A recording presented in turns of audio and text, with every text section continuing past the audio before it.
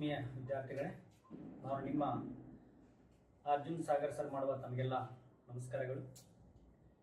ಇವತ್ತಿನ ವಿಶೇಷತೆ ನಮ್ಮ ಸಂಸ್ಥೆ ವತಿಯಿಂದ IAS, KS, PSI, police, SDA, FDA ಮುಂತಾದ ಸ್ಪರ್ಧಾತ್ಮಕ ಪರೀಕ್ಷೆಗೆ ಸಂಬಂಧಪಟ್ಟಂತೆ ಅರ್ಥಶಾಸ್ತ್ರವನ್ನು ಹೇಗೆ ಏನನ್ನು ಓದಿದರೆ ಸ್ಪರ್ಧಾರ್ಥಿಗಳಿಗೆ ಯಶಸ್ವಿ ಖಚಿತ ಎಂಬುದರ ಸಂಪೂರ್ಣ ಮಾಹಿತಿಯನ್ನು ಅರ್ಥೈಸಿಕೊಳ್ಳೋಣ. ಇನ್ನು ಅರ್ಥಶಾಸ್ತ್ರವನ್ನ ಯಾವ ರೀತಿ ಅಧ್ಯಯನ ಮಾಡಬೇಕು ಅನ್ನೋದ್ರ ಬಗ್ಗೆ ನಾವಿಲ್ಲಿ ತಿಳಿದುಕೊಳ್ಳೋಣ. ಓಕೆ, ಸರಿ. ಅದರ ಸ್ಪರ್ಧಾರ್ಥಿಗಳೇ, ಅರ್ಥಶಾಸ್ತ್ರವನ್ನು ಯಾವ ರೀತಿ ಅಧ್ಯಯನ ಮಾಡಬೇಕು, ಸಿಲೆಬಸ್ ಯಾವ ರೀತಿ ಇದೆ, ಯಾವ ಟಾಪಿಕ್ಗಳ ಮೇಲೆ ಹೆಚ್ಚು ಅಂಕಗಳು ಬಂದಿವೆ, ಎಲ್ಲ ಸಂಪೂರ್ಣ ಮಾಹಿತಿಯನ್ನು ನಾವಿಲ್ಲಿ ತಿಳ್ಕೋಬೇಕಾಗತ್ತ. ನಮ್ಮ ಟ್ಯಾಲೆಂಟ್ ಅಕಾಡೆಮಿಯಿಂದ ಸಾವಿರಾರು ವಿದ್ಯಾರ್ಥಿಗಳು ವಿವಿಧ ಸ್ಪರ್ಧಾತ್ಮಕ ಪರೀಕ್ಷೆಯಲ್ಲಿ ಯಶಸ್ವಿ ಗಳಿಸಿ ಇಂದು ಸರ್ಕಾರದ ವಿವಿಧ ಇಲಾಖೆಯಲ್ಲಿ ತಮ್ಮ ಸೇವೆಯನ್ನು ಸಲ್ಲಿಸಿದ್ದಾರೆ. ಅವರ ಹಿತದೃಷ್ಟಿಯಿಂದ ಇವತ್ತು ಸರ್ ಅರ್ಥಶಾಸ್ತ್ರವನ್ನು ಯಾವ ರೀತಿ ಅಧ್ಯಯನ ಮಾಡಬೇಕು, ಸ್ವಲ್ಪ ಇನ್ನೂ ವಿದ್ಯಾರ್ಥಿಗಳಿಗೆ ಅದ್ರ ಬಗ್ಗೆ ಮಾಹಿತಿಯನ್ನು ಕೊಡಿ ಅಂತಂದಾಗ ನನ್ನ ಕಡೆ ಆದಷ್ಟು ಸಾಧ್ಯ ಆದಷ್ಟು ಏನಪ್ಪ ಅಂದ್ರೆ ಎಕನಾಮಿಕ್ಸ್ ಬಗ್ಗೆ ತಮ್ಮ ಮಾಹಿತಿಯನ್ನು ಕೊಡ್ತಾ ಇದ್ದೇನೆ. ಇಲ್ಲಿ ಅಧ್ಯಾಯ 1 ಅಂತ ಬರತ್ತಾ. ಅಧ್ಯಾಯ 1 ಅಂತ ಬಂದಾಗ ಅರ್ಥಶಾಸ್ತ್ರದ ಹಿನ್ನೆಲೆ ಅಂತ ನೋಡೋಣ. ಹಿನ್ನೆಲೆ ಅಂತ ಬಂದಾಗ ಒಂದು ಬೆಳೆದ ಬಂದ ಹಾದಿ, ಅರ್ಥಶಾಸ್ತ್ರದ ಸಿದ್ಧಾಂತಗಳು, ಅರ್ಥಶಾಸ್ತ್ರಕ್ಕೆ ಕೊಡುಗೆ ಕೊಟ್ಟ ಮಹಾನ್ ವ್ಯಕ್ತಿಗಳು ಅಂದರೆ Adam Smith, Alfred Marshall, Dadabhai Naoroji, Robbins ಮತ್ತು ಕೌಟಿಲ್ಯ. ಅವರಲ್ಲದೆ ಅರ್ಥಶಾಸ್ತ್ರದ ವ್ಯಾಖ್ಯಾನಗಳು, ಅರ್ಥಶಾಸ್ತ್ರದ ಪ್ರಮುಖ ಕೃತಿಗಳು, ಆಮೇಲೆ ನೊಬೆಲ್ ಪ್ರಶಸ್ತಿ. ನೊಬೆಲ್ ಪ್ರಶಸ್ತಿ ಅಂತ ಬಂದಾಗ ಇಲ್ಲಿ ಯಾವಾಗ ಸ್ಥಾಪನೆಗೊಳ್ತು, ಎಕನಾಮಿಕ್ಸ್ಗಾಗಿ ನೊಬೆಲ್ ಪ್ರಶಸ್ತಿಯನ್ನ ಮೊದಲ ಬಾರಿಗೆ ತೆಗೆದುಕೊಂಡ ವ್ಯಕ್ತಿಗಳು ಯಾರು, ಪ್ರಶಸ್ತಿ ಯಾರು ತೆಗೆದುಕೊಂಡವರು, ಯಾವಾಗ ಇದನ್ನ ಕೊಡ್ತಾ ಇದ್ದಾರ. ಹೀಗೆ ನಾವೇನ್ ಮಾಡ್ಬೇಕಾಗುತ್ತೆ, ಇಲ್ಲಿ ಹಂತ ಹಂತವಾಗಿ ಅಧ್ಯಯನ ಮಾಡುವಂಥದ್ದು ಅಂತ ನೋಡ್ತೇವೆ. ಹಿನ್ನೆಲೆಯಾಗಿ ಬರುವಂಥದ್ದು. ಎಲ್ಲ ಕಂಟೆಂಟ್ ಬಗ್ಗೆ ನಾವೇನ್ ಮಾಡಬೇಕು, ಅರ್ಥೈಸ್ಕೊಳ್ಬೇಕಾಗತ್ತ. ಅದೇ ರೀತಿ ನಾವು ಮುಂದೆ ಹೋದಾಗ ಇದ್ರ ಬಗ್ಗೆ ನಾವು ಇನ್ನೂ ಅರ್ಥ ಮಾಡ್ಕೋಬೇಕಾದ್ರೆ ಯಾವುದನ್ನ ಓದ್ಬೇಕು ಅಂತ ನೋಡಿದಾಗ ಇಲ್ಲಿ ಅರ್ಥಶಾಸ್ತ್ರದ ಅರ್ಥ ಮತ್ತು ಪ್ರಕಾರಗಳು ಬರುವಂತದ್ದು. ಅಂದ್ರೆ ಇಲ್ಲಿ ಅರ್ಥ ಮತ್ತು ಪ್ರಕಾರ ಅಂತ ನೋಡಿದಾಗ ಪ್ರಮುಖವಾಗಿ ಅರ್ಥಶಾಸ್ತ್ರವನ್ನು ಆಂಗ್ಲ ಭಾಷೆಯಲ್ಲಿ ಎಕನಾಮಿಕ್ಸ್ ಅಂತ ಕರಿತೀವಿ. ಈ ಎಕನಾಮಿಕ್ಸ್ ಅನ್ನುವ ಶಬ್ದವು ಗ್ರೀಕ್ ಭಾಷೆಯ ಈಕೋಸ್ ಮತ್ತು ನೋಮೋಸ್ ಅಂತಕ್ಕಂಥ ಎರಡೂ ಶಬ್ದಗಳಿಂದ ಉತ್ಪತ್ತಿಯಾಗಿದೆ. ಈಕೋಸ್ ಆರ್ ಓಕಸ್ ಅಂತ ಕರಿತೀವಿ. ಎರಡೂ ಶಬ್ದಗಳಿಂದ ಉತ್ಪತ್ತಿಯಾಗಿರುವಂತದ್ದು. ಈಕೋಸ್ ಅಂದ್ರೆ ಗೃಹ ಅಂತ ನೋಡ್ತೀವಿ, ನೋಮೋಸ್ ಅಂದ್ರೆ ನಿರ್ವಹಣೆ ಅಂತ ನೋಡುವಂತದ್ದು. ಒಟ್ಟಾರೆಯಾಗಿ ಗೃಹ ನಿರ್ವಹಣೆ ಅಂತ ಕರಿತೀವಿ. ನೆಕ್ಸ್ಟ್ ಹೋದಾಗ ಅರ್ಥಶಾಸ್ತ್ರದ ಪ್ರಕಾರಗಳಂತ ಬರುತ್ತೆ. 2 ಪ್ರಕಾರಗಳು, ಒಂದು ಸೂಕ್ಷ್ಮ ಅರ್ಥಶಾಸ್ತ್ರ, ಇನ್ನೊಂದು ಸಮಗ್ರ ಅರ್ಥಶಾಸ್ತ್ರ ಅಂತ ನೋಡ್ತೇವೆ. ಸೂಕ್ಷ್ಮ ಅರ್ಥಶಾಸ್ತ್ರವನ್ನು ಆಂಗ್ಲ ಭಾಷೆಯಲ್ಲಿ ಮೈಕ್ರೋ ಎಕನಾಮಿಕ್ಸ್ ಅಂತ ಕರೆದರೆ, ಸಮಗ್ರ ಅರ್ಥಶಾಸ್ತ್ರವನ್ನು ಆಂಗ್ಲ ಭಾಷೆಯಲ್ಲಿ ಮ್ಯಾಕ್ರೋ ಎಕನಾಮಿಕ್ಸ್ ಅಂತ ಕರಿತೀವಿ. ಇಲ್ಲಿ ನೆಕ್ಸ್ಟ್ ಓದ್ಬೇಕಾಗಿದ್ದು ಸೂಕ್ಷ್ಮ ಮತ್ತು ಸಮಗ್ರ ಅರ್ಥಶಾಸ್ತ್ರ ಅಂದರೇನು, ಸೂಕ್ಷ್ಮ ಮತ್ತು ಸಮಗ್ರ ಅರ್ಥಶಾಸ್ತ್ರ ವ್ಯತ್ಯಾಸಗಳೇನು. ಈ ಮೊದಲ ಬಾರಿಗೆ 2 ಪದಗಳನ್ನ ಬಳಕೆ ಮಾಡಿದ ವ್ಯಕ್ತಿ ಯಾರು ಅಂತ ತಿಳ್ಕೊಂಡು ನಾವು ಸಂಪೂರ್ಣವಾಗಿ ಅರ್ಥೈಸಿಕೊಳ್ಬೇಕು. ಅದೇ ರೀತಿ ನಾವು ಅದೇ 2 ಅಂತ ಹೋದಾಗ ಅರ್ಥಶಾಸ್ತ್ರದ ಮಹತ್ವದ ಪರಿಕಲ್ಪನೆಗಳು ಆರ್ ಮೂಲಾಂಶಗಳು ಅಂತ ನೋಡುವಂಥದ್ದು. ಅವುಗಳೆಂದರೆ ಒಂದು ಬಯಕೆ, ಎರಡನೇದು ಬೇಡಿಕೆ, ನೆಕ್ಸ್ಟ್ ಪೂರೈಕೆ, ನೆಕ್ಸ್ಟ್ ಏನಪ್ಪಾ ಅಂದ್ರೆ ಅನುಭೋಗ, ಲಾಸ್ಟ್ ತುಷ್ಟಿ ಗುಣ ಅಂತ ನೋಡುವಂಥದ್ದು. ಇಲ್ಲಿ ಬಯಕೆಯಲ್ಲಿ ಮತ್ತೆ ನಾವು ಪ್ರಕಾರ ಮಾಡಿರುವಂತದ್ದು ಒಂದು ಅವಶ್ಯಕ ಬಯಕೆ, ಎರಡನೇದು ಸುಖದ ಬಯಕೆ, ಮೂರನೇದು ವಿಲಾಸದಾಯಕ ಬಯಕೆ ಅಂತ ನೋಡ್ತೀವಿ. ನೆಕ್ಸ್ಟ್ ಅನುಭೋಗದಲ್ಲಿ ಬಂದಾಗ ಒಂದು ನೇರ ಅನುಭೋಗ, ನೆಕ್ಸ್ಟ್ ಪರೋಕ್ಷ ಅನುಭೋಗ, ನೆಕ್ಸ್ಟ್ ಏನಪ್ಪಾ ಅಂದ್ರೆ ವಿನಾಶಕ ಅನುಭವ ಅಂತ ನೋಡುವಂಥದ್ದು. ನೆಕ್ಸ್ಟ್ ತುಷ್ಟಿಗುಣ ಅಂತ ಬಂದಾಗ ಪ್ರಮುಖವಾಗಿರುವಂತದ್ದು, ಇಲ್ಲಿ ತುಷ್ಟಿಗುಣ ಮೇಲೆ ಸಾಕಷ್ಟು ಪ್ರಶ್ನೆಗಳು ಎಕ್ಸಾಮ್ ನಲ್ಲಿ ಅರೇಂಜ್ ಆಗಿರುವಂತದ್ದು. IAS ಮತ್ತು KS ಇನ್ನಿತರ ಸ್ಪರ್ಧಾತ್ಮಕ ಪರೀಕ್ಷೆಯಲ್ಲಿ ಅದಕ್ಕೆ ಪ್ರಕಾರಗಳು, ಲಕ್ಷಣಗಳು, ಅವಗಣಗಳು ಇವೆಲ್ಲವನ್ನ ಏನ್ ಮಾಡ್ಬೇಕು, ನಾವಿಲ್ಲಿ ಹಂತ ಹಂತವಾಗಿ ಅಧ್ಯಯನ ಮಾಡುವಂಥದ್ದು ನೋಡ್ತೀವಿ. ಅದ್ರ ಬಗ್ಗೆ ತುಷ್ಟಿಗುಣದ ಬಗ್ಗೆ ಅಂತ ನೋಡ್ತೀವಿ. ನೆಕ್ಸ್ಟ್ ಅರ್ಥವ್ಯವಸ್ಥೆ ವಿಧಗಳಂತ ಹೋದಾಗ ಇಲ್ಲಿ ಅರ್ಥೈಸ್ಕೊಳ್ಬೇಕಾಗುತ್ತೆ. ಬಂಡವಾಳತೆಯ ಅರ್ಥವ್ಯವಸ್ಥೆ ಬರುವಂತದ್ದು. ಇವರು ಬಂಡವಾಳಶಾಹಿ ಅರ್ಥವ್ಯವಸ್ಥೆ, ಸಮಾಜವಾದ ಅರ್ಥವ್ಯವಸ್ಥೆ ಮತ್ತು ಮಿಶ್ರ ಅರ್ಥವ್ಯವಸ್ಥೆ 3 ಪ್ರಕಾರವಾಗಿರುವಂತದ್ದು. ಇವ್ರ ಬಗ್ಗೆ ಬಂಡವಾಳಶಾಹಿ ಅರ್ಥವ್ಯವಸ್ಥೆ ಮತ್ತು ಸಮಾಜವಾದ ಅರ್ಥವ್ಯವಸ್ಥೆ ಹಾಗೂ ಮಿಶ್ರ ಅರ್ಥವ್ಯವಸ್ಥೆ ವ್ಯತ್ಯಾಸಗಳ ಉದ್ದೇಶಗಳೇನು, ವ್ಯತ್ಯಾಸ ಹಾಗೂ ಉದ್ದೇಶಗಳೇನು ಅಂತ ತಿಳ್ಕೊಂಡು ನಾವು ಇಲ್ಲಿ ಹಂತ ಹಂತವಾಗಿ ಬಿಡಿಯಾಗಿ ಏನ್ ಮಾಡ್ಬೇಕಾಗುತ್ತೆ, ಅಧ್ಯಯನ ಮಾಡುವಂತದ್ದು ವಿದ್ಯಾರ್ಥಿಗಳೇ. ಅದೇ ರೀತಿ ನಾವೇನ್ ಬಂದ್ರೆ ಈ ಅರ್ಥಶಾಸ್ತ್ರ ವಿಧಗಳು ಆದ್ಮೇಲೆ ನೆಕ್ಸ್ಟ್ ನಾವು ಅಧ್ಯಾಯ 3 ಅಂತ ಹೋಗ್ತೀವಿ, ರಾಷ್ಟ್ರೀಯ ಆದಾಯ ಅಂತ ನೋಡ್ತೀವಿ. ರಾಷ್ಟ್ರೀಯ ಆದಾಯ ನ್ಯಾಷನಲ್ ಇನ್ಕಮ್ ಆಗಿರುವಂತದ್ದು.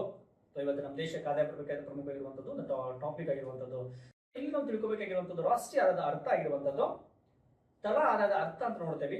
ಸ್ವತಂತ್ರ ಪೂರ್ವದಲ್ಲಿ ರಾಷ್ಟ್ರೀಯ ಆದಾಯ ಯಾವ ರೀತಿ ಕಂಡು ಬಂದಿತ್ತು, ಸ್ವತಂತ್ರ ಭಾರತದ ರಾಷ್ಟ್ರೀಯ ಆದಾಯ ಅಂದಾಜು ಯಾವ ರೀತಿ ಕಂಡು ಬಂದಿದೆ ಅನ್ನೋದ್ರ ಬಗ್ಗೆ ನಾವು ಇಲ್ಲಿ ಸಂಪೂರ್ಣವಾಗಿ ಅರ್ಥೈಸ್ಕೊಳ್ಬೇಕಾಗತ್ತ. ಅದು ಅಲ್ಲದೆ ರಾಷ್ಟ್ರೀಯದ ಪರಿಕಲ್ಪನೆ ನೋಡಿದಾಗ ಒಂದು GDP ಅಂತ ಬರುತ್ತಾ, NDP ಅಂತ ಬರುತ್ತಾ, ಆಮೇಲೆ GNP ಅಂತ ಬರುತ್ತಾ, ನೆಕ್ಸ್ಟ್ NNP ಅಂತ ಬರುವಂತದ್ದು. ಈ 4 ಕಂಟೆಂಟ್ ಗಳ ಬಗ್ಗೆ ನಾವು ಅಧ್ಯಯನ ಮಾಡುವಂತದ್ದು ಇಂಪಾರ್ಟೆಂಟ್ ಆಗಿರುವಂತದ್ದು ನೋಡ್ತೇವೆ.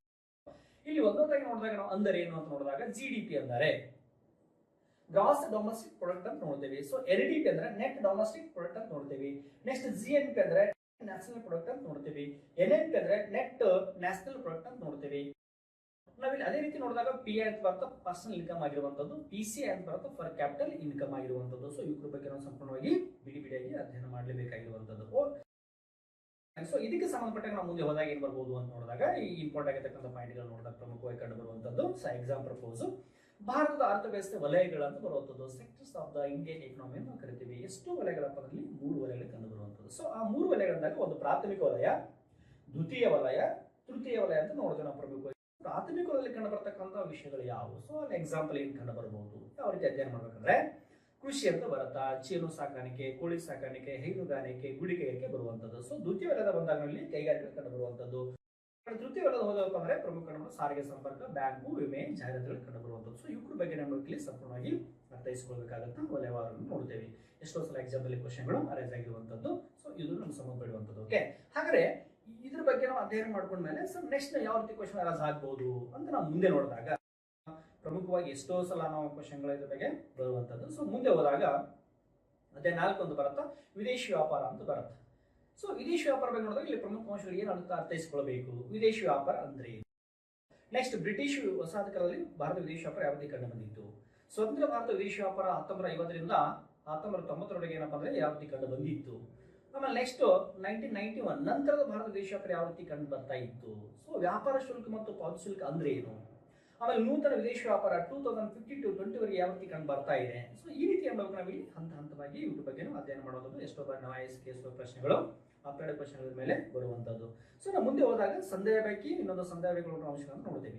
ಈ ಕಡೆ ಸಂದೇಹ ಪೈಕಿ ಬಂದಾಗ ಒಂದು ಅನುಕೂಲಕರ ಸಂದೇಹ ಪೈಕಿ, 2 ಪ್ರತಿಕೂಲ ಸಂದೇಹ ಪೈಕಿ, 3 ಏನಪ್ಪಾ ಅಂದ್ರೆ ಸಮತೋಲನ ಸಂದೇಹ ಪೈಕನ್ನು ಪ್ರಮುಖ ಕರೆಯುವಂತದ್ದು. ಸೊ ಈ ಕಡೆ ಬಂದಾಗ ಒಂದು ವ್ಯಾಪಾರ ಪೈಕಿ ಅಂತ ನೋಡ್ತೇವೆ. ಸೊ ಇನ್ನೊಂದು ಅಗೋಚರ ಸೇವೆಗಳಂತ ನೋಡುವಂಥದ್ದು, ನೆಕ್ಸ್ಟ್ ಚಾಲ್ತಿ ಖಾತೆ ಸೇವೆಗಳನ್ನು ನೋಡುವಂಥದ್ದು, ಬಂಡವಾಳ ಖಾತೆ ಸೇವೆಗಳಂತ ಪ್ರಮುಖವಾಗಿ ಕಾಣುವಂಥದ್ದು. ಇವ್ರ ಬಗ್ಗೆ ನಾವು ಸಂಪೂರ್ಣವಾಗಿ ಅರ್ಥೈಸಿಕೊಳ್ಬೇಕಾಗತ್ತ. ಎಕ್ಸಾಮ್ ದೃಷ್ಟಿಯಲ್ಲಿ ಬಹಳ ಸಲ ಕ್ವಶನ್ಗಳು ಅರೇಂಜ್ ಆಗಿರುವಂಥದ್ದು ನೋಡುವಂಥದ್ದು. ಓಕೆ, ಹಾಗಾದ್ರೆ ನೆಕ್ಸ್ಟ್ ನಾವು ಮುಂದೆ ಹೋದಾಗ ಭಾರತ ಪ್ರಸ್ತುತ ವಿದೇಶಿ ವ್ಯಾಪಾರ ಸ್ಥಿತಿಗಿದೆ ಅಂತ ನೋಡ್ತೇವೆ. ಸೊ ಎಕ್ಸ್ಪೋರ್ಟ್ ಅಂಡ್ ಇಂಪೋರ್ಟ್ ಅಂತ ನೋಡ್ತೇವೆ. ರಫ್ತು ಮತ್ತು ಆಮದು ಆಗಿರುವಂಥದ್ದು. ಇವತ್ತಿಗೆ ನಮಗೆ ಅತಿ ಹೆಚ್ಚು ಯಾವ ರೀತಿ ನಮ್ಗೆ ಆದಾಯ ಕಂಡು ಬರ್ತಾ ಇದೆ, ಎಕ್ಸ್ಪೋರ್ಟ್ ಅತಿ ಹೆಚ್ಚಾಗಿ ನಮಗೆ ಇನ್ಕಮ್ ಜಾಸ್ತಿ ಬರೋದು. ಹಾಗೆ ನೋಡಿದಾಗ ಭಾರತ ಪ್ರಮುಖ ರಫ್ತು ಸರಕುಗಳು ಯಾವುವು. ಸೊ ಭಾರತ ಪ್ರಮುಖ ರಫ್ತು ದೇಶಗಳು ಯಾವುವು. ಈ ಕಡೆ ಆಮದು ಇಂಪೋರ್ಟ್ ಬಂದಾಗ ಭಾರತ ಪ್ರಮುಖ ಆಮದು ಸರಕುಗಳು ಯಾವುವು, ಭಾರತ ಪ್ರಮುಖ ಆಮದು ದೇಶಗಳು ಯಾವುವು.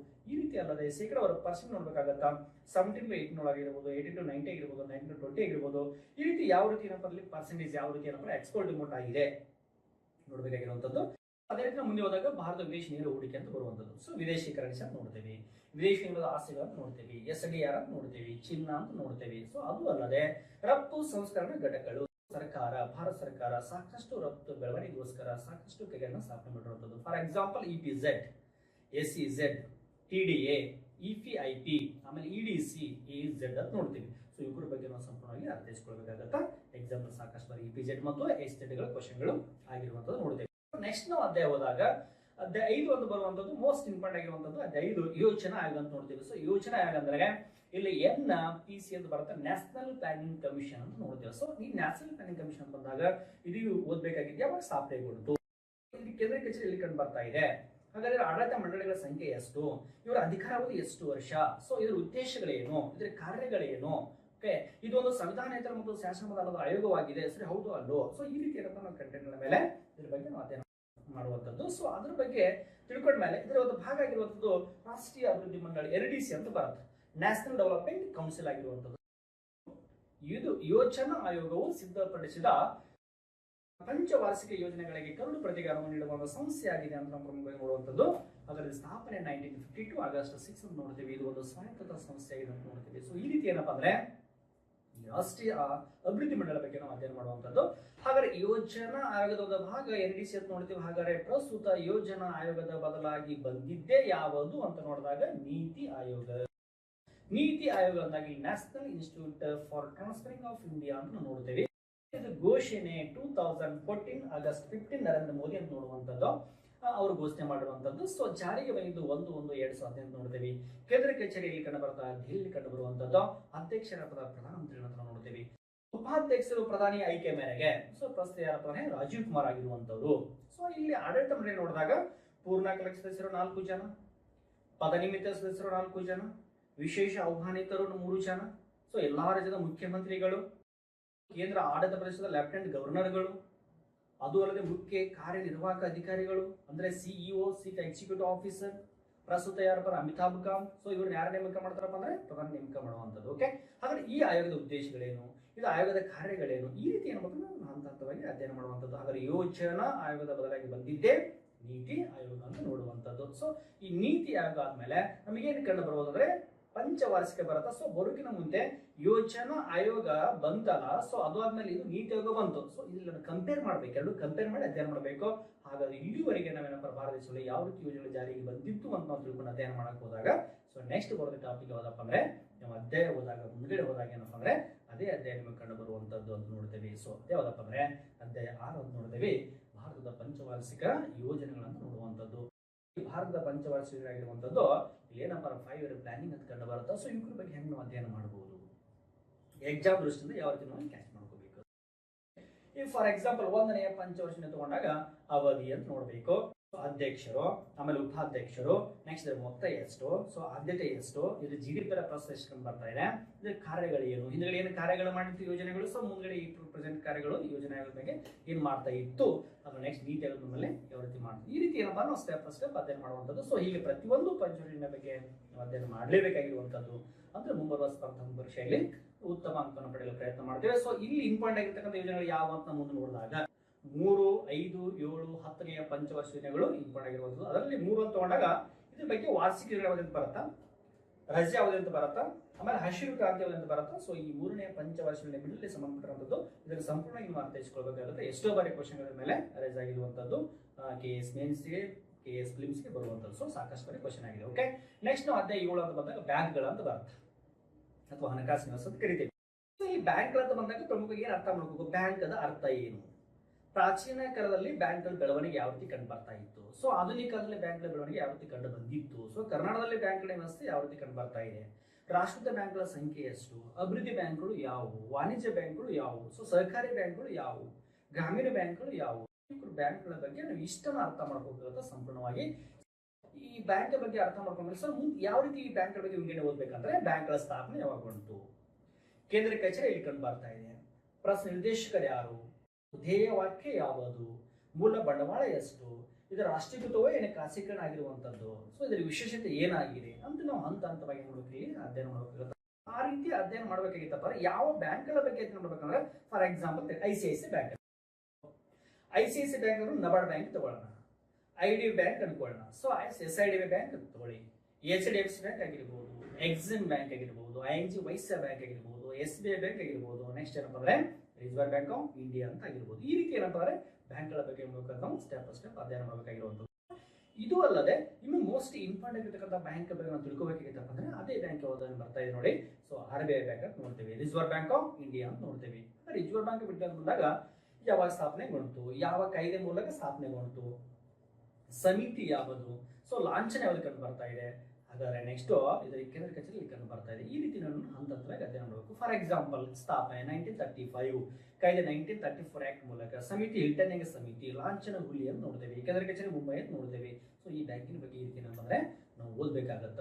ಹಾಗಾದ್ರೆ ಈ ಬ್ಯಾಂಕಿನ ಬಗ್ಗೆ ನೆಕ್ಸ್ಟ್ ಓದ್ಬೇಕಾಗಿದ್ದ ಕಾರ್ಯಗಳು ಬಂದಾಗ ಇಲ್ಲಿ 3 ಕಾರ್ಯಗಳು ನೋಡ್ತೇವೆ. ಒಂದು ಸಂಪ್ರದಾಯ ಕಾರ್ಯ ಅಂತ ನೋಡ್ತೇವೆ, ಇನ್ನೊಂದು ಅಭಿವೃದ್ಧಿ ಕಾರ್ಯ ಅಂತ ನೋಡ್ತೇವೆ, ನೆಕ್ಸ್ಟ್ ಏನಪ್ಪಾ ಅಂದ್ರೆ ಇತರೆ ಕಾರ್ಯಗಳು ನೋಡುವಂಥದ್ದು. ಇಲ್ಲಿ ಸಂಪ್ರದಾಯ ಕಾರ್ಯಗಳು ಇಂಪಾರ್ಟೆಂಟ್ ಆಗಿರುತ್ತೆ. ಎಕ್ಸಾಮ್ ಪ್ರಪೋಸ್ ಏನು ಅಂತಂದ್ರೆ ನೋಟುಗಳನ್ನು ಮುದ್ರಿಸುತ್ತದೆ, ಸರ್ಕಾರದ ಬ್ಯಾಂಕು, ಬ್ಯಾಂಕುಗಳ ಬ್ಯಾಂಕು, ಸಾಲ ನಿಯಂತ್ರಕ, ಹಣದ ಪೇಟೆಯ ನೇತಾರ, ಕಟ್ಟಕಡೆಯ ಸಾಲದಾತ, ವಿದೇಶಿ ವಿನಿಮಯ ಪಾಲಕ, ತೀರುವೆ ಮನೆ ಅಂತ ಸುಮಾರು ಬಾರಿ ಎಕ್ಸಾಮ್ ನಲ್ಲಿ ಪ್ರಶ್ನೆಗಳು ಬಂದಿರುವಂತದ್ದು. ಸೊ ಈ ಕಡೆ ಬಂದಾಗ ಕೃಷಿ ಹಣಕಾಸು ಕಾರ್ಯ ಅಂತ ನೋಡ್ತೇವೆ, ಸೊ ಕೈಗಾರಿಕಾ ಹಣಕಾಸು ಕಾರ್ಯಗಳನ್ನು ನೋಡ್ತೀವಿ. ಎಲ್ಲಾ ಕಾರ್ಯಗಳ ಬಗ್ಗೆ ನಾವು ಸಂಪೂರ್ಣವಾಗಿ ಅರ್ಥೈಸಿಕೊಳ್ಬೇಕಾದ್ರೆ ಎಕ್ಸಾಮ್ ದೃಷ್ಟಿಯಿಂದ ಸುಮಾರು ಬಾರಿ ಕ್ವಶನ್ಗಳು ಬಂದಿರುವಂತದ್ದು. ಓಕೆ, ಎಷ್ಟೋ ಸಲ ಬ್ಯಾಂಕ್ಗಳ ಬ್ಯಾಂಕ್ ಕ್ವಶನ್ ಆಗಿರುವಂತದ್ದು ತಮಗೆ ಗೊತ್ತಿರುವಂತದ್ದು. ಓಕೆ, ಹಾಗಾದ್ರೆ ಅದಕ್ಕೆ ಸಂಬಂಧಪಟ್ಟ ನೋಡಿದಾಗ ರೆಪೋ ದರ, ಸೊ ರಿಸರ್ವ್ ಬ್ಯಾಂಕ್ ಆಫ್ ಇಂಡಿಯಾಗೆ ರೆಪೋ ದರ ಎಷ್ಟಿದೆ, ರೆಪೋ ದರ ಅಂದ್ರೆ ಏನು, ರಿವರ್ಸ್ ರೆಪೋ ಅಂದ್ರೆ ಏನು, ಎಷ್ಟು ಪರ್ಸೆಂಟ್ ಕಂಡು ಬರ್ತಾ ಇದೆ, SLR, CRR, ಬ್ಯಾಂಕ್ ದರ, ನೆಕ್ಸ್ಟ್ ಹಣದುಬ್ಬರ ಆಗಿರುವಂತದ್ದು. ಇವುಗಳ ಬಗ್ಗೆ ಪ್ರಸ್ತುತ ಎಷ್ಟೆಷ್ಟು ಕಂಡು ಬರ್ತಾ ಇದೆ, ಪ್ರತಿ 45 ದಿನಕ್ಕೊಮ್ಮೆ ಏನಪ್ಪ ಅಂದ್ರೆ ರೆಪೋ ದರ ಚೇಂಜ್ ಆಗಿರುವಂತದ್ದು. ಸೊ ಅದನ್ನ ನಾವೇನ್ ಮಾಡ್ಬೇಕು ಇಲ್ಲಿ ಸಂಪೂರ್ಣವಾಗಿ ಅರ್ಥೈಸಿಕೊಳ್ಬೇಕಾಗತ್ತೆ. ಇದು ಅಲ್ಲದೆ RBI ಬ್ಯಾಂಕ್ ಇದು ಅಲ್ಲದೆ ನೆಕ್ಸ್ಟ್ ಬರೋದು ವಿಶೇಷ ಬ್ಯಾಂಕ್ ಅಂತ ಬರುವಂತದ್ದು. ಸೊ ವಿಶೇಷ ಬ್ಯಾಂಕ್ ಅಂದ್ರೆ ಮುದ್ರಾ ಬ್ಯಾಂಕ್, ಇದು 2015-16 ಬಜೆಟ್ ಮಂಡನೆ ಆಗಿರುವಂತದ್ದು. ಮಹಿಳಾ ಬ್ಯಾಂಕ್ 2013 ಆಗಿರುವಂಥದ್ದು, ಪೇಮೆಂಟ್ ಬ್ಯಾಂಕ್ 2014 ಆಗಿರುವಂಥದ್ದು, ಭಾರತೀಯ ಅಂಚೆ ಬ್ಯಾಂಕ್ 2017 ಆಗಿರುವಂಥದ್ದು, ಪೇಟಿಎಂ 2010 ಆಗಿರುವಂಥದ್ದು, ಮೊಬೈಲ್ ಬ್ಯಾಂಕಿಂಗ್ 2015 ಆಗಿರುವಂಥದ್ದು. ಸೊ ವಿಶೇಷ ಬ್ಯಾಂಕ್ಗಳ ಬಗ್ಗೆ ನಾವು ಸಂಪೂರ್ಣವಾಗಿ ಅರ್ಥೈಸಿಕೊಳ್ಳಬೇಕಾಗುತ್ತೆ. ಸುಮಾರು ಬಾರಿ ಎಕ್ಸಾಮ್ದಲ್ಲಿ ಕ್ವಶನ್ಗಳು ಆಗಿರುವಂಥದ್ದು. ಇದು ವಿಶೇಷ ಬ್ಯಾಂಕ್ಗಳ ಬಗ್ಗೆ ನಾವು ತಿಳ್ಕೊಂಡ ಮೇಲೆ ಇನ್ನು ಏನು ನೋಡ್ಬೇಕಾದ್ರೆ ಕರೆಂಟ್ ಎಕನಾಮಿಕ್ ಸಂಬಂಧಪಟ್ಟ ಏನಪ್ಪ ಬ್ಯಾಂಕಿಂಗ್ ಸಂಬಂಧಿಸಿದ ವಿಶೇಷ ಅಂಶಗಳು ಬರುವಂಥದ್ದು. ಇಲ್ಲಿ ಎಕ್ಸಾಮ್ದಲ್ಲಿ ಬ್ಯಾಂಕ್ಗಳ ಬಗ್ಗೆ ಕ್ವಶನ್ ಆಗಿರುವಂಥದ್ದು. ಬ್ಯಾಂಕ್ ಡ್ರಾಫ್ಟ್ ಅಂದ್ರೆ ಏನು, ಚೆಕ್ ಪೇ ಆಗಿರ್ಬೋದು, RTGS ಅಂತ ನೋಡ್ತೀವಿ, ನಿಫ್ಟಿ ಅಂತ ನೋಡ್ತೀವಿ, ಬ್ಯಾಂಕ್ ಓವರ್ ಡ್ರಾಫ್ಟ್ ಅಂತ ನೋಡ್ತೀವಿ, ಸೊ SMS ಅಲರ್ಟ್ ಅಂತ ನೋಡ್ತೀವಿ, ಇ ಬ್ಯಾಂಕಿಂಗ್ ಸೇವೆ ಅಂತ ನೋಡ್ತೀವಿ, ಆಮೇಲೆ ಕೋರ್ ಬ್ಯಾಂಕಿಂಗ್ ಅಂತ ನೋಡ್ತೀವಿ. ಸೊ ನೆಕ್ಸ್ಟ್ ಏನಪ್ಪ ಡೆಬಿಟ್ ಕಾರ್ಡ್ ಅಂತ ನೋಡ್ತೀವಿ, ಕ್ರೆಡಿಟ್ ಕಾರ್ಡ್ ಅಂತ ನೋಡ್ತೀವಿ, ನೆಕ್ಸ್ಟ್ ಟೆಲಿ ಬ್ಯಾಂಕಿಂಗ್ ವ್ಯವಸ್ಥೆ ಅಂತ ನೋಡ್ತೀವಿ. ಸೊ ಇವ್ರ ಬಗ್ಗೆ ಎಷ್ಟೋ ಸಲ ಎಕ್ಸಾಮ್ ಅಲ್ಲಿ ಕ್ವಶನ್ ಆಗಿರುವಂಥದ್ದು ನಾವು ಸಂಪೂರ್ಣವಾಗಿ ನೋಡ್ತೀವಿ, ಬಿಡಿಯಾಗಿ ಅಧ್ಯಯನ ಮಾಡುವಂಥದ್ದು, ಹಂತವಾಗಿ ಅಧ್ಯಯನ ಮಾಡಬೇಕಾಗಿರುವಂಥದ್ದು. RTGS ಮೀನಿಂಗ್ ಅಂತ ಕ್ವಶನ್ ಕೇಳಿರುವಂಥದ್ದು ತಿಳ್ಕೊಳ್ಳಿ. ನಂತರ ಏನಪ್ಪ ಬಂಡವಾಳ ಮಾರುಕಟ್ಟೆ ಸಂಬಂಧಿಸಿದಂತೆ ವಿಶೇಷವಾಗಿರ್ತಕ್ಕಂಥ ಅಂಶಗಳು ಬರ್ತಾವ. ಒಂದು ಸೆನ್ಸೆಕ್ಸ್ ಅಂತ ನೋಡ್ತೀವಿ. ಸೆನ್ಸೆಕ್ಸ್ ಆಗಿರುವಂಥದ್ದು ಎಷ್ಟೋ ಬಾರಿ ಕ್ವಶನ್ BSE ಅಂತ ನೋಡ್ತೀವಿ, NSE ಅಂತ ನೋಡ್ತೀವಿ, SEBI ಅಂತ ನೋಡ್ತೀವಿ, ಷೇರು ಮಾರುಕಟ್ಟೆಗಳು ಅಂತ ನೋಡ್ತೀವಿ, ಪ್ರಮುಖ ಷೇರುಪೇಟೆ ಸೂಚ್ಯಂಕಗಳು ಆಗಿರುವಂಥದ್ದು. ಸೊ ಇವರು ಕರೆಂಟ್ ಎಕನಾಮಿಕ್ ಸಂಬಂಧಪಟ್ಟಿರ್ತಕ್ಕಂಥ ಹಂತವಾಗಿ ಬಿಡಿಯಾಗಿ ಸ್ಥಾಪನೆಗೊಂಡು ಏನು ಕಾರ್ಯಗಳು ಓದಬೇಕಾಗಿರುವಂಥದ್ದು. ಸೊ ನೆಕ್ಸ್ಟ್ ಹೋದಾಗ ಅಧ್ಯಾಯ 8 ಅಂತ ಬರುತ್ತಾ ಮಾನವ ಅಭಿವೃದ್ಧಿ ಸೂಚ್ಯಂಕ ಕಾರ್ಯಕ್ರಮಗಳು HDI ಅಂತ ನೋಡ್ತೀವಿ, ಹ್ಯೂಮನ್ ಡೆವಲಪ್ಮೆಂಟ್ ಇಂಡೆಕ್ಸ್ HDI ಆಗಿರುವಂಥದ್ದು. ಸೊ ಈ HDI ಯಾವಾಗ ಜಾರಿಗೆ ಬಂತು, ಹಾಗಾದ್ರೆ ಉದ್ದೇಶ ಏನಾಗಿದೆ, ಎಷ್ಟು ಮಾನದಂಡಗಳನ್ನು ಆಧರಿಸಿ ಪ್ರಸ್ತುತ ಬಿಡುಗಡೆ ಮಾಡ್ತದೆ HDI ಅನ್ನ, ದೇಶದಲ್ಲಿ ಅತಿ ಹೆಚ್ಚು ಕಡಿಮೆ ಹೆಚ್ಚಿನ ದೇಶಗಳು ಯಾವುವು, ರಾಜ್ಯಗಳು ಯಾವುವು, ಜಿಲ್ಲೆಗಳು ಯಾವುವು, ತಾಲೂಕುಗಳು ಯಾವುವು ಅಂತ ನೋಡ್ಬೇಕಾಗತ್ತ. ಪ್ರಸ್ತುತ HDI ಎಷ್ಟು ಕಂಡು ಬರ್ತಾ ಇದೆ. ಈ ರೀತಿ ಏನಪ್ಪ ಅಂದ್ರೆ ಸವಿಸ್ತರವಾಗಿ ನಾವೇನ್ ಮಾಡ್ಬೇಕಿಲ್ಲಿ HDI ಬಗ್ಗೆ ಅಧ್ಯಯನ ಮಾಡುವಂಥದ್ದು. ಇದು ಅಧ್ಯಾಯ 8 ನಾವು ನೋಡುತ್ತೇವೆ. ಸೊ ಓಕೆ, ಹಾಗೆ ಇದು ಆದ್ಮೇಲೆ ನೆಕ್ಸ್ಟ್ ಬರುತ್ತಾ ಅಧ್ಯಾಯ 9 ಬರುತ್ತಾ. ಸೊ ಅಧ್ಯಾಯ 9 ಸಾರ್ವಜನಿಕ ಹಣಕಾಸು ಮತ್ತು ಬಜೆಟ್ ಅಂತ ನೋಡ್ತೀವಿ, ಪಬ್ಲಿಕ್ ಫೈನಾನ್ಸ್ ಅಂಡ್ ಬಜೆಟಿಂಗ್ ಆಗಿರುವಂಥದ್ದು. ಸೊ ಪ್ರಮುಖವಾಗಿರ್ತಕ್ಕಂಥ ವಿಷಯ ನೋಡ್ತೇವೆ. ಇಲ್ಲಿ ಕೋಶೀಯ ನೀತಿ ಅಥವಾ ವಿತ್ತೀಯ ನೀತಿ ಅಂದ್ರೆ ಏನು, ಇದರ ಉದ್ದೇಶಗಳು ಏನು, ಸೊ ಇದರ ಸಾಧನೆಗಳು ಯಾವುವು, ಇದರ ಕಾರ್ಯಗಳು ಏನು ಅಂತ ತಿಳ್ಕೊಂಡು ನಾವಿಲ್ಲಿ ಸಂಪೂರ್ಣವಾಗಿ ಅಧ್ಯಯನ ಮಾಡುವಂಥದ್ದು ಕೋಶೀಯ ನೀತಿ ವಿತ್ತೀಯ ನೀತಿ ನೋಡುವಂಥದ್ದು. ನೆಕ್ಸ್ಟ್ ಹೋದಾಗ ಇಲ್ಲಿ ವಿಂಗಡಣೆ ಮಾಡಿ ಓದಬೇಕಾಗತ್ತೆ. ಸೊ ಇದ್ರ ಬಗ್ಗೆ ಹೆಂಗೆ ವಿಂಗಡಣೆ ಅಪ್ಪ ಅಂದ್ರೆ ಸಾರ್ವಜನಿಕ ಆದಾಯ ಅಂತ ಬರುವಂಥದ್ದು, ಅಲ್ಲಿ ಪಬ್ಲಿಕ್ ರೆವೆನ್ಯೂ ಆಗಿರುವಂಥದ್ದು. ಸೊ ಒಂದ್ ಕಡೆ ಕಂದಾಯ ವೆಚ್ಚ, ಒಂದ್ ಕಡೆ ಬಂಡವಾಳ ವೆಚ್ಚ ಅಂತ ನೋಡ್ತೇವೆ. ಇಲ್ಲಿ ಕಂದಾಯ ವೆಚ್ಚ ನೋಡಿದಾಗ ನಾವು ಪ್ರಮುಖವಾಗಿ ಏನಪ್ಪಾ ಅಂದ್ರೆ ಒಂದು ಕಂದಾಯ ಸ್ವೀಕೃತಿ ನೋಡ್ತೇವೆ, ಅನ್ನೋ ಕಡೆ ಕಂದಾಯ ವೆಚ್ಚ ಅಂತ ನೋಡ್ತೇವೆ. ಕಂದಾಯ ಸ್ವೀಕೃತಿ ಒಳಗ ನಾವು ತೆರಿಗೆ ಆದಾಯ, ತೆರಿಗೆಯೇತರ ಆದಾಯ ಅಂತ ನೋಡುವಂಥದ್ದು. ಇಲ್ಲಿ ತೆರಿಗೆ ಆದಾಯ ಮತ್ತು ತೆರಿಗೆಯೇತರ ಆದಾಯ ಅಂತ ನೋಡುವಂಥದ್ದು. ಅದ್ರ ಮತ್ತು ತೆರಿಗೆ ಆದಾಯ ಬಂದಾಗ ಪ್ರತ್ಯಕ್ಷ ತೆರಿಗೆ ಮತ್ತು ಇನ್ನೊಂದು ಪರೋಕ್ಷ ತೆರಿಗೆ ಅಂತ ನೋಡುವಂಥದ್ದು, ಡೈರೆಕ್ಟ್ ಟ್ಯಾಕ್ಸ್ ಮತ್ತು ಇಂಡೈರೆಕ್ಟ್ ಟ್ಯಾಕ್ಸ್ ನೋಡ್ತೇವೆ. ಸೊ ಇಲ್ಲಿ ಕಂದಾಯ ವೆಚ್ಚ ಬಂದಾಗ ಯೋಜನಾ ವೆಚ್ಚ, ಇನ್ನೊಂದು ಯೋಜನೆಯೇತರ ವೆಚ್ಚ ಅಂತ ನೋಡುವಂಥದ್ದು. ಆ ಕಡೆ ಬಂಡವಾಳ ವೆಚ್ಚದಲ್ಲಿ ಬಂದಾಗ ಬಂಡವಾಳ ಸ್ವೀಕೃತ, ಇನ್ನೊಂದು ಬಂಡವಾಳ ವೆಚ್ಚ ಅಂತ ನೋಡ್ತೇವೆ. ಬಂಡವಾಳ ಸ್ವೀಕೃತ ಮತ್ತೆ ಇಲ್ಲಿ ಸಾಲ ಮತ್ತು ಸಾಲೇತರ ಬಂಡವಾಳ ವೆಚ್ಚ ಅಂತ ನೋಡ್ತೇವೆ. ಸೊ ಈ ಕಡೆ ಬಂದಾಗ ಯೋಜನಾ ವೆಚ್ಚ, ಯೋಜನೇತರ ವೆಚ್ಚ ಅಂತ ನೋಡುವಂಥದ್ದು. ಸೊ ಈ ರೀತಿ ಏನಪ್ಪ ಅಂದ್ರೆ ಬಿಡಿ ಬಿಡಿ ಭಾಗಗಳನ್ನಾಗಿ, ಹಂತ ಭಾಗಗಳನ್ನಾಗಿ ನಾವು ಸಂಪೂರ್ಣವಾಗಿ ಅಧ್ಯಯನ ಮಾಡುವಂಥದ್ದು. ಅವಾಗ ನಮ್ಗೆ ಇದ್ರ ಬಗ್ಗೆ ಸಂಪೂರ್ಣವಾಗಿ ಅರ್ಥೈಸಿಕೊಳ್ಳಕ ಅನುಕೂಲ ಆಗುತ್ತೆ ಅಂತ ಹೇಳುತ್ತಾ. ಸೊ ಇಲ್ಲಿ ಮೊದಲು ಏನಾಯ್ತು ತೆರಿಗೆ, ಆಮೇಲೆ ವ್ಯಾಟ್, ಆಮೇಲೆ GST ಅಂತ ನೋಡ್ತೀವಿ. ಇಲ್ಲಿ ಎರಡು ಕಂಪೇರಿಸನ್ ತೆರಿಗೆ ಮತ್ತು ವ್ಯಾಟ್ ಏನಂತ ತಿಳ್ಕೊಂಡು. ಸೊ ಮೊದಲ ಬಾರಿಗೆ ವ್ಯಾಟ್ ಜಾರಿಯಿಂದ ರಾಷ್ಟ್ರ ಫ್ರಾನ್ಸ್ ಇರುವಂಥದ್ದು, ಅದಕ್ಕೆ ನಾವು ಇಲ್ಲಿ ತೆರಿಗೆ ಅಂತ ಅನ್ಕೊಂಡ್ರೆ ನೆಕ್ಸ್ಟ್ ಏನಪ್ಪ ಪ್ರಸ್ತುತ ಕಂಡು ಬರೋದು GST ಅಂತ ನೋಡ್ತೇವೆ. ಸೊ ಇಲ್ಲಿ ಪ್ರೆಸೆಂಟ್ ಏನು ಕಂಡು ಬರ್ತಾ ಇದೆ ಭಾರತ ದೇಶ ಒಳಗ ತೆರಿಗೆ ಮತ್ತು ವ್ಯಾಟ್ ಹೋದ್ಮೇಲೆ ಏನು ಕಂಡು ಬರ್ತಾ ಇದೆ ಅಂತ ನೋಡಿದಾಗ GST ಅಂತ ಬರುವಂಥದ್ದು. ಸೊ GST ಬಗ್ಗೆ ಏನು ಓದಬೇಕು ಅಂತಂದಾಗ GST ಬೆಳೆದ ಬಂದ ಹಾದಿ, ಹಾಗಾದ್ರೆ GST ಜಾರಿಗೆ ಬಂದು ಯಾವಾಗ, ಸೊ ಎಷ್ಟು ಅಂತಲೇ ಜಾರಿಗೆ ಬಂತು, ರಾಜ್ಯ ಮತ್ತು ಕೇಂದ್ರ ಯಾವ ರೀತಿ ಹಂಚಿಕೆ ಆಗ್ತಾ ಇದೆ, ಇದರ ಅನುಕೂಲತೆಗಳು ಏನಾಗಿರುವಂಥದ್ದು, ಅನಾನುಕೂಲತೆಗಳು ಏನಾಗಿರುವಂಥದ್ದು, ಇದರ ಆಡಳಿತ ಮಂಡಳಿ ಎಷ್ಟು ಜನ ಕಂಡು ಬರುವಂಥದ್ದು, ಯಾವ ವಸ್ತುಗಳ GST ಎಷ್ಟು ಪ್ರಮಾಣ ಆಗಿರುವಂಥದ್ದು, ಎಷ್ಟು ರಾಜ್ಯಗಳಲ್ಲಿ ಪ್ರಸ್ತುತ ಜಾರಿಗೆ ಕಂಡು ಬರ್ತಾ GST ಅಂತ ನಾವು ಪ್ರಮುಖವಾಗಿ ನೋಡುವಂಥದ್ದು. ಗೂಡ್ಸ್ ಅಂಡ್ ಸರ್ವಿಸ್ ಟ್ಯಾಕ್ಸ್ ಆಗಿರುವಂಥದ್ದು, ಇದರ ಬಗ್ಗೆ ನಾವು ಸಂಪೂರ್ಣವಾಗಿ ಅರ್ಥೈಸ್ಕೊಳ್ಬೇಕಾಗತ್ತ. ನೆಕ್ಸ್ಟ್ ಬಜೆಟ್ ಅಂತ ಬಂದಾಗ, ಬಜೆಟ್ ಅಂತ ನೋಡಿದಾಗ ಸೊ ಬಜೆಟ್ ಬಗ್ಗೆ ವಿಶೇಷತೆ ಏನು ಕಂಡು ಬರ್ತಾ ಇದೆ ನಮ್ಮ ದೇಶದೊಳಗೆ. ಸರ್ ಬಜೆಟ್ ಅನ್ನು ಸಿದ್ಧಪಡಿಸುವವರು ಯಾರು, ಬಜೆಟ್ ಅನ್ನು ಮಂಡಿಸುವುದು ಯಾವಾಗ, ಬಜೆಟ್ ಯಾವ ಅಂಶಗಳನ್ನು ಒಳಗೊಂಡಿದೆ, ಹಾಗಾದ್ರೆ ಪ್ರಸ್ತುತ ಬಜೆಟ್ ನಲ್ಲಿ ಯಾವುದಕ್ಕೆ ಆದ್ಯತೆ ನೀಡಲಾಗಿದೆ, ಲೋಕಸಭೆಯಲ್ಲಿ ಮೊದಲು ನಂತರ ರಾಜ್ಯಸಭೆಯಲ್ಲಿ ಬಜೆಟ್ ಮಂಡನೆ ಆಗ್ತದೆ, ಇದು ವಿಶೇಷತೆ ಏನು ಕಂಡು ಬರ್ತಾ ಇದೆ. ಸೊ ಯಾಕೆ ಮಂಡನೆ ಮಾಡ್ತಾರ, ಅತಿ ಹೆಚ್ಚು ಬಾರಿ ಬಜೆಟ್ ಮಂಡನೆ ಮಾಡುವ ಪ್ರಧಾನಮಂತ್ರಿಗಳು ಯಾರು, ಅದರ ಸ್ವತಂತ್ರ ಸಿಕ್ಕಂತ ಬಜೆಟ್ ಯಾವ ರೀತಿ ಕಂಡು ಬರ್ತಾ ಇದರ ಬಗ್ಗೆ ಸಂಪೂರ್ಣವಾಗಿ ನಾವು ಅಧ್ಯಯನ ಮಾಡುವಂಥದ್ದು. ಸೊ ನೆಕ್ಸ್ಟ್ ಹೋದಾಗ ಅಧ್ಯಾಯ 10 ಬರುತ್ತಾ ಹಣಕಾಸು ಆಯೋಗ ಅಂತ ನೋಡ್ತೀವಿ. 10 ಹಣಕಾಸು ನೋಡಿದ್ರೆ ಫೈನಾನ್ಸಿಯಲ್ ಸಿಸ್ಟಮ್ ಆಗಿರುವಂತದ್ದು. ಇಲ್ಲಿ ಸಂವಿಧಾನದ 280ನೇ ವಿಧಿಯ ಪ್ರಕಾರ ಪ್ರತಿ 5 ವರ್ಷಗಳಿಗೊಮ್ಮೆ ರಾಷ್ಟ್ರಪತಿಗಳು ಹಣಕಾಸು ಆಯೋಗನ ರಚನೆ ಮಾಡ್ತಾರ. ಸೊ ಆಯೋಗದ ಶಿಫಾರಸುಗಳು 5 ವರ್ಷಗಳವರೆಗೆ ಮಾತ್ರ ಏನಪ್ಪ ಜಾರಿರುತ್ತೆ ಅಂತ ನೋಡ್ತೀವಿ. ಇದರ ಉದ್ದೇಶಗಳೇನು, ಇದರ ಕಾರ್ಯಗಳೇನು, ಸ್ಥಾಪನೆಯಾದ ವರ್ಷ ಯಾವಾಗ, ಸರ್ ಅವಧಿಯಲ್ಲಿ ಡೆಲಿವರಿ ಕಂಡು ಬರ್ತಾ ಇದೆ, ಇದರ ಅಧ್ಯಕ್ಷರು ಯಾರು, ಅದರ ವರದಿ ಸಲ್ಲಿಸಿದ ವರ್ಷ ಯಾವಾಗ, ಈಗ ಪ್ರಸ್ತುತ 15ನೇ ಹಣಕಾಸು ಆಯೋಗದ ವಿಶೇಷತೆ ಏನ್ ಕಂಡು ಬರ್ತಾ ಇದೆ ಅಂದ್ರೆ ಯಾವಾಗ ಆ ಆಯೋಗದ ಒಂದು ಹಣಕಾಸು ಆಯೋಗ ಸ್ಟಾರ್ಟ್ ಇರುತ್ತಲ್ಲ, ಸೊ ಅದ್ರ ಬಗ್ಗೆ ಪ್ರಸ್ತುತ ಇರತಕ್ಕಂಥ ಹಣಕಾಸು ಆಯೋಗಕ್ಕೆ ನಾವೇನ್ ಮಾಡ್ಬೇಕು, ಇಲ್ಲಿ 14 ಆಗಿರ್ಬೋದು, 15 ಆಗಿರ್ಬೋದು, 16 ಆಗಿರ್ಬೋದು, ಇವ್ರ ಬಗ್ಗೆ ನಾವು ವಿಶೇಷತೆ ಸಂಪೂರ್ಣ ಅಧ್ಯಯನ ಮಾಡಬೇಕಾಗಿರುವಂಥದ್ದು. ಓಕೆ, ಸೊ ಈ ರೀತಿ ನಾವು ಅಧ್ಯಯನ ಮಾಡ್ತಾ ಹೋದಾಗ ನಮಗೆ ಏನಾಗುತ್ತಾ ಹೆಚ್ಚು ಅಂಕಗಳನ್ನು ಪಡೆಯಲು ಪ್ರಯತ್ನ ಆಗುತ್ತೆ.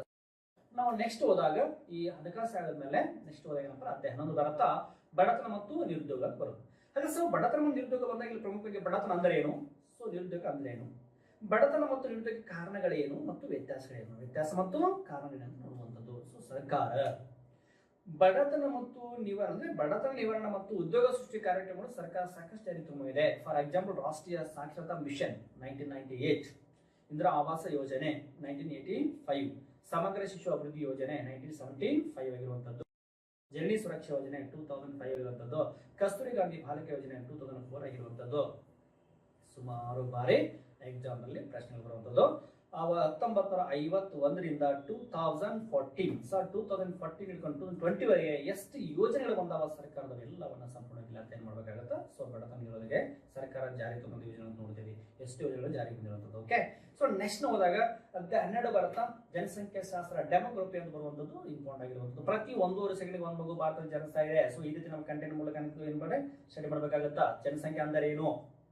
ಓಕೆ, 2011 ಪ್ರಕಾರ ಜನಸಂಖ್ಯೆ ಬೆಳೆದ್ರೆ ಎಷ್ಟು ಕಂಡು ಬರ್ತಾ ಇತ್ತು, ವಿಶ್ವಗಳಲ್ಲಿ ಭಾರತ ಜನಸಂಖ್ಯೆ ಎಷ್ಟಿದೆ, ಧರ್ಮವರ ಜನಸಂಖ್ಯೆ ಎಷ್ಟು ಕಂಡು ಬರ್ತಾ ಇದೆ. ಸೊ ಈ ರೀತಿ ನಾವು ಹಂತವಾಗಿ ಅಧ್ಯಯನ ಮಾಡೋದು ಅಧ್ಯಯನ ನೋಡ್ತೇವೆ. ನೆಕ್ಸ್ಟ್ ಏನು ವಿಶೇಷತೆ ಅಂತ ನಾವು ಅಧ್ಯಯನ ಮಾಡಿದಾಗ ಏನಪ್ಪ ವಿಶೇಷತೆ ಅಂತಂದಾಗ ಲಿಂಗ ಅನುಪಾತ ಅಂತ ಬರುತ್ತಾ, ಮರಣ ಪ್ರಮಾಣ ಅಂತ ಬರುವಂತದ್ದು, ಶಿಶು ಮರಣ ಪ್ರಮಾಣ ಅಂತ ಬರುವಂತದ್ದು, ಜನ ಸಾಂದ್ರತೆ ಆಗಿರುವಂತದ್ದು, ಸಾಕ್ಷರತೆ, ತಾಯಂದ್ರ ಮರಣ ಪ್ರಮಾಣ, ಜನನ ಪ್ರಮಾಣ. ಸೊ ಇವ್ರ ಬಗ್ಗೆ ನೀವು ಸಂಪೂರ್ಣವಾಗಿ ಅಧ್ಯಯನ ಮಾಡೋದು. ಫಾರ್ ಎಕ್ಸಾಂಪಲ್ ಲಿಂಗಾನುಪಾತ ಅಂದರೆ ಏನು, ಹಾಗಾದ್ರೆ ಭಾರತ ದೇಶದಲ್ಲಿ ಅತಿ ಹೆಚ್ಚು ಲಿಂಗಾನುಪಾತ ಇರತಕ್ಕಂಥ ರಾಜ್ಯ ಯಾವುದು, ಕಡಿಮೆ ರಾಜ್ಯ ಯಾವುದು, ಕರ್ನಾಟಕದಲ್ಲಿ ಅತಿ ಹೆಚ್ಚು ಲಿಂಗಾನುಪಾತ ಇರುವ ಜಿಲ್ಲೆ ಯಾವುದು, ಕಡಿಮೆ ಜಿಲ್ಲೆ ಯಾವುದು, ಅದರ ತಾಲೂಕು ಯಾವುದು, ಕಡಿಮೆ. ಹೀಗೆ ಏನಪ್ಪಾ ಅಂದ್ರೆ ಹೆಚ್ಚು ಕಡಿಮೆ ಹೀಗೆ ಜನಸಾಂದ್ರತೆ ಹೋದ್ರು ಅಷ್ಟೇ, ಸಾಕ್ಷರತೆ ಹೋದ್ರು ಅಷ್ಟೇ. ಇವ್ರು ಏನ್ ಮಾಡ್ಬೇಕು ನೀವು ಸಂಪೂರ್ಣವಾಗಿ ಅಧ್ಯಯನ ಮಾಡೋದಕ್ಕೆ ಕರ್ನಾಟಕದಲ್ಲಿ ಹೆಚ್ಚು ಕಡಿಮೆ ಮತ್ತು ಕೇಂದ್ರ ಆಡಳಿತ ಪ್ರದೇಶದಲ್ಲಿ ಹೆಚ್ಚು ಕಡಿಮೆ ಜನಸಂಖ್ಯೆವಾರು ತಿಳಿದುಕೊಳ್ಬೇಕಾಗತ್ತಾ. ಸೊ ಅವಾಗ ನೀವು ಅಂಡರ್ಸ್ಟ್ಯಾಂಡ್ ಮಾಡ್ಕೊಂಡ್ರಪ್ಪ ಅಂದ್ರೆ ಡಾಟಾ ವೈಸ್, ಸೊ ಡಾಟಾ ಜಾಸ್ತಿ ಬರುವಂತದ್ದು ಇದ್ರ ಬಗ್ಗೆ ನೀವು ಸಂಪೂರ್ಣವಾಗಿ ತಿಳ್ಕೊಬೇಕಾಗತ್ತ. ಅವಾಗ ಏನಪ್ಪ ಎಕ್ಸಾಮ್ ನಲ್ಲಿ ಹೆಚ್ಚು ಅಂಕವನ್ನು ಪಡೆಯಲು ಪ್ರಯತ್ನ ಮಾಡಬೇಕಾಗುತ್ತೆ. ಓಕೆ, ಸೊ ನೆಕ್ಸ್ಟ್ ನಾವು ಹೋದಾಗ ಇದ್ರ ವಿಶಿಷ್ಟ ಜನಸಂಖ್ಯೆ ಮೇಲೆ ನಾವು ತಿಳ್ಕೊಂಡ್ಮೇಲೆ ಇವತ್ತಿಗೆ ನಾವು ನೆಕ್ಸ್ಟ್ ಮತ್ತೆ ನಾವು ಎಕನಾಮಿಕ್ಸ್ ಬಗ್ಗೆ ನಾವು ಹೆಚ್ಚಿಗೆ ತಿಳ್ಕೋಬೇಕಾಗಿರುವಂತಹ ಟಾಪಿಕ್ ಯಾವ್ದು ಕಂಡು ಬರಬಹುದು ಈ ಜನಸಂಖ್ಯೆ ಆದ್ಮೇಲೆ ಅಂತ ನೋಡಿದಾಗ ಅದೇ 13 ಅಂತ ಬರುತ್ತಾ ಅಂತಾರಾಷ್ಟ್ರೀಯ ಹಣಕಾಸು ಸಂಸ್ಥೆಗಳು ಬರುವಂತದ್ದು. ಕರೆಂಟ್ ಎಕನಾಮಿ ಸಂಬಂಧಪಡುವಂಥದ್ದು ಮೋಸ್ಟ್ ಇಂಪಾರ್ಟೆಂಟ್ ಆಗಿರುವಂತದ್ದು.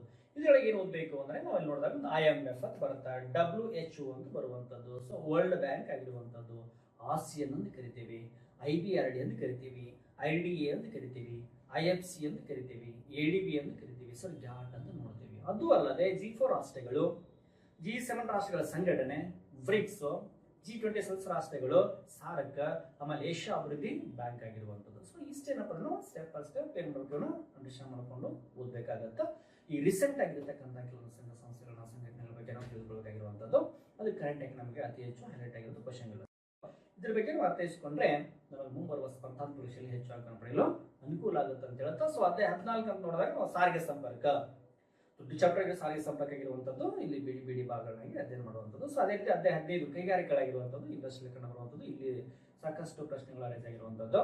ಸೊ ಅದಾದ್ಮೇಲೆ ಅಧ್ಯಾಯ 16 ಬರುತ್ತೆ ಕೇಂದ್ರ ಮತ್ತು ರಾಜ್ಯ ಸರ್ಕಾರಗಳ ಪ್ರಮುಖ ಯೋಜನೆ ಅಂತ ನೋಡ್ತೀವಿ. ಅಂದ್ರೆ 1950 ಅಂತ ಹಿಡ್ಕೊಂಡು 2014 ತಂದಿರತಕ್ಕಂಥ ಯೋಜನೆಗಳು, ಅವಾಗಿದ್ದ ಪ್ರಧಾನಮಂತ್ರಿಗಳು ಯಾವ ಯೋಜನೆ ತಗೊಂಡ್ಬಂದ್ರು. ಸೊ ನೆಕ್ಸ್ಟ್ 14ರಿಂದ 20 ಏನಪ್ಪಾ ಅಂದ್ರೆ ಈಗಿದ್ದ ಪ್ರಧಾನಮಂತ್ರಿ ಯಾರು, ಸೊ ಯಾವ ಯೋಜನೆ ಜಾರಿಗೆ ಬಂದು ಎರಡು ಕಂಪೇರ್ ಮಾಡಿ ನೋಡಬೇಕಾದ್ರೆ ರಾಜ್ಯ ಮತ್ತು ಕೇರಳದಲ್ಲಿ ಅಧ್ಯಯನ ಮಾಡುವಂಥದ್ದು ಸಂಪೂರ್ಣ ಯೋಜನೆಗಳನ್ನ. ಸೊ ಅದೇ 17 ಬಂದಾಗ ಭಾರತದ ಆರ್ಥಿಕ ಸಮೀಕ್ಷೆ ನೋಡ್ತೀವಿ, ಕರೆಂಟ್ ಎಕನಾಮಿ ಆಗಿರುವಂಥದ್ದು. ಇಲ್ಲಿ ಸಮೀಕ್ಷೆ ಬಂದಾಗ KSಗೆ ನಿಮಗೆ ಒಂದು ಸಮೀಕ್ಷೆ ಎಕನಾಮಿಕ್ ಸಮೀಕ್ಷೆನೆ ತಮಗೆ ಇರುವಂಥದ್ದು, ಅದ್ರ ಬಗ್ಗೆ ನೀವು ಸಂಪೂರ್ಣವಾಗಿ ಅರ್ಥೈಸಿಕೊಳ್ಳಲೇಬೇಕಾಗಿರುವಂಥದ್ದು. ಓಕೆ, ಆಮೇಲೆ ಅದೇ 18 ಬರುತ್ತೆ ಭಾರತ ಬಜೆಟ್ ಆಗಿರುತ್ತೆ. ಬಜೆಟ್ ಬಗ್ಗೆ ಹಿಂದ್ಗಡೆ ನಿಮಗೆ ಅಲ್ಲಿ ವಿಂಗಡಣೆ ಮಾಡಿಕೊಡ್ತೇನೆ. ಸೊ ಅದ್ರ ಬಗ್ಗೆ ನೀವು ಅರ್ಥ ಮಾಡ್ಕೊಳ್ಳಿ. ಸ್ಪರ್ಧಾರ್ಥಿಗಳೇ ಸುಮಾರು 18 ಅಧ್ಯಾಯಗಳ ಬಗ್ಗೆ ಸಂಪೂರ್ಣ ಮಾಹಿತಿಯನ್ನ ಅರ್ಥೈಸಿಕೊಂಡ್ರೆ ಅರ್ಥಶಾಸ್ತ್ರದಲ್ಲಿ ಯಾವುದೇ ಪ್ರಶ್ನೆ ಬಂದರೂ ಉತ್ತರಿಸಲೆಂಬ ನಂಬಿಕೆ ನನಗಿದೆ. ಯಾಕಂದ್ರೆ ಎಷ್ಟೋ ವಿದ್ಯಾರ್ಥಿಗಳು ಸರ್ ಎಕನಾಮಿಕ್ಸ್ ಬಗ್ಗೆ ಯಾವ ರೀತಿ ಅಧ್ಯಯನ ಮಾಡಬೇಕು, ಎಷ್ಟೋ ಟಫ್ ಕ್ವಶನ್ ಬರ್ತಾ ಇದ್ದಾವ ಸರ್ ವಿಂಗಡಣೆ ಮಾಡಿ ಅಂತಂದಾಗ ಸಾಕಷ್ಟು ಬುಕ್ಗಳು ಸಿಗುವಂಥದ್ದು, ಸಾಕಷ್ಟು ಇನ್ನಿತರ ನಿಮಗೆ ಏನಪ್ಪಾ ಅಂದ್ರೆ ಯೂಟ್ಯೂಬ್ ನೋಡಿರುವಂಥದ್ದು. ಸೊ ನನಗೆ ತಿಳಿದ ಮಟ್ಟಿಗೆ ಏನಪ್ಪಾ ಅಂದ್ರೆ ತಮಗೆ ಈ ರೀತಿ ಕಂಟೆಂಟ್ ಬಗ್ಗೆ ಓದ್ಕೊಂಡ್ರೆ ಮುಂಬರುವ ಸ್ಪರ್ಧಾತ್ಮಕ ಪರೀಕ್ಷೆಗೆ ಅನುಕೂಲ ಆಗುತ್ತೆ ಅಂತ ಹೇಳಿ ಇಂಡೆಕ್ಸ್ ನಾನು ಕೊಟ್ಟಿದ್ದು ಇಷ್ಟೇ. ಅರ್ಥಶಾಸ್ತ್ರದ ಮೇಲೆ ಬರೀ ಎಕನಾಮಿಕ್ಸ್ ಮೇಲೆ ಇಂಡೆಕ್ಸ್ ಕೊಟ್ಟಿದ್ದೇನೆ. ಸೊ ಆ ಇಂಡೆಕ್ಸ್ ಬಗ್ಗೆ ನೀವು ಕಂಟೆಂಟ್ ತೆಗೆದುಕೊಂಡು ಓದಕ್ಕೆ ಸ್ಟಾರ್ಟ್ ಮಾಡಿದ್ರಪ್ಪ ಅಂತಂದ್ರೆ ಆರಾಮ್ ಜಯ ಗಳಿಸಬಹುದು. ಸೊ ನಾನು ಇದ್ರ ಬಗ್ಗೆ ಈಗ ನಾವು ಒಂದು ಹಿಡ್ಕೊಂಡು 18 ಅಧ್ಯಾಯ ಇಂಡೆಕ್ಸ್ ಕೊಟ್ಟಿದ್ದೇನೆ. ನೆಕ್ಸ್ಟ್ ಬರುವ ಸ್ಪರ್ಧಾತ್ಮಕ ಪರೀಕ್ಷಾ ದೃಷ್ಟಿಯಿಂದ ಮುಂಬರುವ ದಿನಗಳಲ್ಲಿ ಇನ್ನು ಕೆಲವೇ ದಿನಗಳಲ್ಲಿ ಏನಪ್ಪ ಅಂದರೆ 18 ಅಧ್ಯಾಯಗಳ ಬಗ್ಗೆ ನಿಮಗೆ ಸ್ಟೆಪ್ ಬೈ ಸ್ಟೆಪ್ ಏನಪ್ಪ ಅಂದ್ರೆ ನಾನು ಯೂಟ್ಯೂಬ್ದಲ್ಲಿ ನಿಮಗೆ ಕ್ಲಾಸನ್ನು ಕೊಡ್ತಾ ಇದ್ದೀನಿ, ಆನ್ಲೈನ್ ಕ್ಲಾಸನ್ನು ಮಾಡಿ ಅಪ್ಲೋಡ್ ಮಾಡಿರ್ತೀನಿ.